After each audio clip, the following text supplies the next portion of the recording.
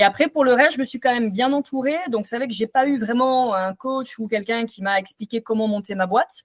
Mais tu vois, tu parlais de mon site internet. Par exemple, je suis passée par une équipe de web designers pour mon site internet. Voilà. Je pense qu'il y a des choses, il faut absolument se décharger, dont il faut se décharger. Il faut surtout être bien entouré. L'aventure de l'auto-entrepreneuriat, elle se fait à plusieurs et je pense qu'il ne faut pas rester isolé. Alors, pour ce qui concerne ton métier, tu as quand même découvert pendant la période Covid que donner des cours en ligne, c'était très efficace, que ça fonctionnait très bien. C'est ce qui t'a donné un petit peu l'envie de voler de tes propres ailes.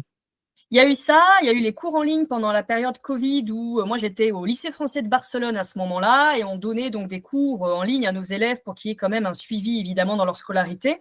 Donc l'idée a commencé à germer à cette période et après en quittant l'Espagne, j'ai voulu partir m'installer à Berlin qui était une ville qui m'attirait depuis toujours et à Berlin finalement le travail n'a pas pu se faire. Voilà, pour certaines raisons, j'ai pas accepté le poste qu'il y avait au lycée français de Berlin.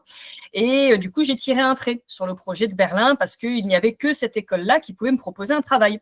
Et j'ai trouvé ça très frustrant. Donc, c'est là où j'ai commencé à réfléchir en me disant, mais comment est-ce que je peux vivre dans les villes où j'ai envie de m'installer comment je peux faire pour m'y installer tout en travaillant et gagnant ma vie. Donc, c'est là où les cours en ligne sont arrivés plutôt comme une évidence. Alors aujourd'hui, qui peut venir suivre les cours de Coralie? Des petits expats, par exemple, qui veulent maintenir un bon français?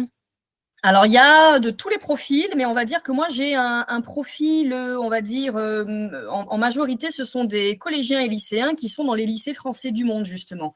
Lycées français j'en ai plein, de Copenhague, de Bratislava, de Madrid, j'en ai aussi en Chine, j'en ai aux États-Unis, un peu partout.